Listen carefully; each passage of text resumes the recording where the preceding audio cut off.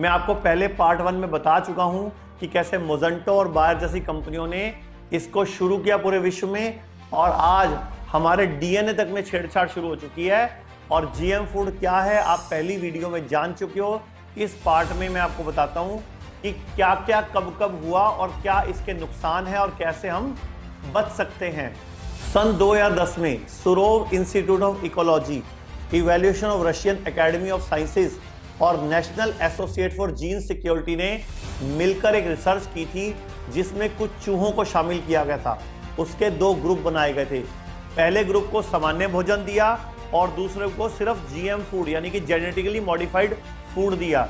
और ऐसा 2 महीने तक करते रहने के बाद उन्होंने पाया कि जिन चूहों को जीएम फूड दिया गया था वो अब या तो स्टरलाइज हो चुके थे या फिर बच्चा पैदा करने की क्षमता भी खो चुके थे।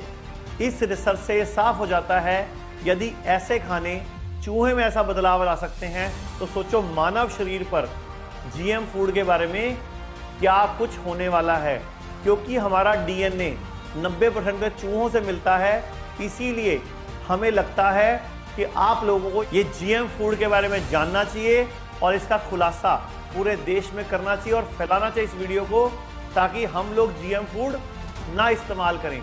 इसके अलावा कई साल पहले भारत सरकार भी बीटी कॉटन नाम की जेनेटिकली मॉडिफाइड फसल को उगाने की अनुमति दे चुकी है, लेकिन जहां जहां फसल उगाई गई उनमें से बहुत सारी जगह पर इसके नुकसान देखने को मिले।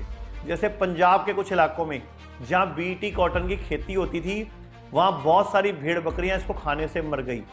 साथ ही आंध्र प्रदेश के कुछ इलाके जहां बीटी कॉटन की खेती होती थी वहां बहुत सारे लोगों में एलर्जी के केस पाए गए, कैंसर की समस्या बढ़ गई। और आप अंदाजा इसी बात से लगा सकते हैं, यदि सिर्फ कॉटन के पौधे से इतने साइड इफेक्ट हो सकते हैं, जो फल सब्जियां हम अपनी डेली लाइफ में खा रहे हैं अगर वो जीएम हुई या जेनेटिकली मॉडिफाइड हुई तो उससे क्या क्या नुकसान हो सकता है। आजकल आपने सुना होगा बीटी ब्रिंजल के बारे में, यानी कि एक ऐसा बैंगन जिसका उपयोग किसान बहुत तेजी से कर रहे हैं। और इसी दिशा में एक कदम बढ़ाते हुए मल्टीनेशनल कंपनी बायर और मोसेंटो का मर्जर भी भारत में हो गया है, जिसमें बायर ने $66 बिलियन में मोसेंटो की भारतीय यूनिट खरीद ली है। और ये दोनों कंपनियां मिलकर अब भारत में जहर बेचने की तैयारी में जुट गई हैं।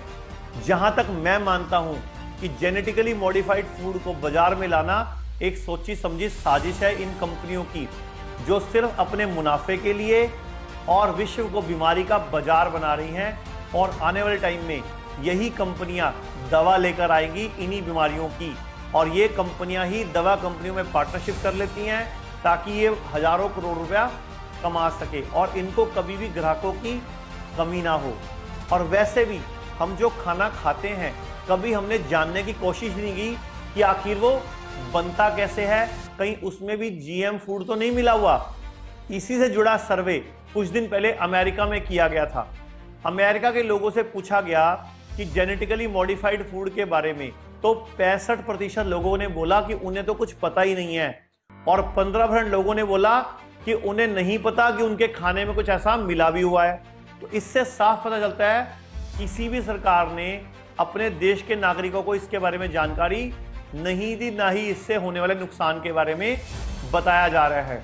अब बात करें कोरोना वायरस से होने वाली मौतों के बारे में, तो अमेरिका विश्व में सबसे नंबर 1 पर जीएम फूड का कंज्यूमर है, यानी कि पूरे विश्व में सबसे ज्यादा जीएम क्रॉप यही इस्तेमाल की जाती है। इसके बाद बहुत सारे यूरोपीय देश भी इसी श्रेणी में आते हैं। बात करें ब्राजील की, तो ब्राजील विश्व में दूसरे नंबर पर आता है, जो जेनेटिकली मॉडिफाइड चीजों का उत्पादन करता है, उपयोग करता है और लोगों को निर्यात भी करता है। आप अंदाजा लगा सकते हो कि किस प्रकार इन्हीं देशों की तकनीक इन्हीं की दुश्मन बन चुकी है और आज मौतें बढ़ रही हैं।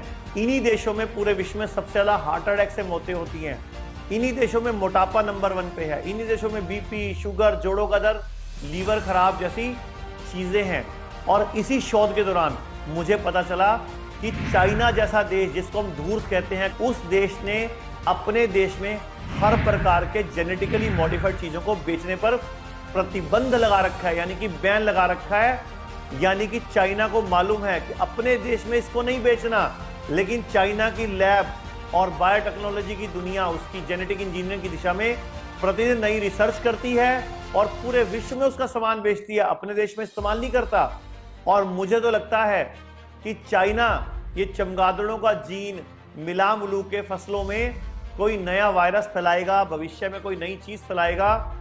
और चाइना ही विश्व में बहुत सारे देशों को कॉर्न सप्लाई करता है। कॉर्न याद है ना आपको, मक्की के दाने जो आप मॉल्स में बड़े खुश होकर मक्खन डाल के, नींबू डाल के, नमक डाल के खाते हो और बहुत खुश होते हो, और उसके सारे दाने एक साइज के होते हैं।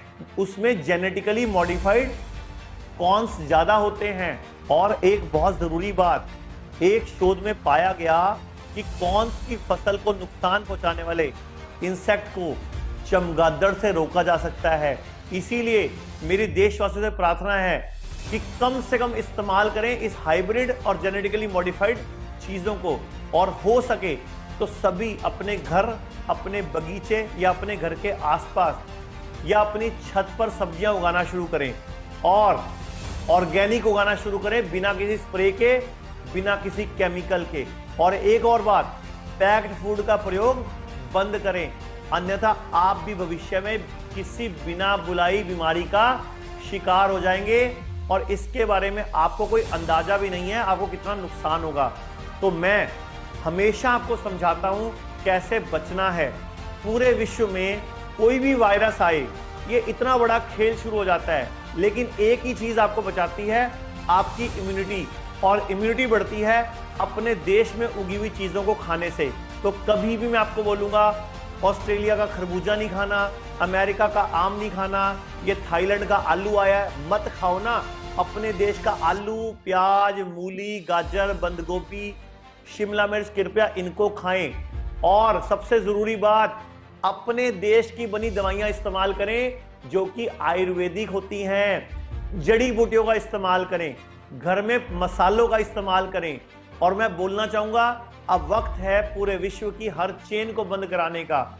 ये मैकडी, ये पिज्जा हट, ये बर्गर किंग, ये सब की सब चेन्स, KFC जैसी सब विदेशी चेन्स हैं। हम क्यों खाते हैं इनका खाना? हम अपने घर में साफ सुथरा खाना खाएं, अपने देश में बने किसानों का अन्न इस्तेमाल करें। पूरे देश को हमारी जरूरत है। अगर हम देश की बनी चीजों का इस्तेमाल करेंगे तो देश तरक्की करेगा। एक और जरूरी बात, GM फूड के ऊपर पार्ट 1 पार्ट 2 वीडियो को पूरे देश में शेयर करें, ताकि सभी लोग ये जो कॉर्न्स हैं या इस तरह के टमाटर हैं ये सब ना खाएं और हम विरोध करें कि कहीं भी GM फूड का इस्तेमाल ना हो। जो नेचुरल है वही सबसे अच्छा है।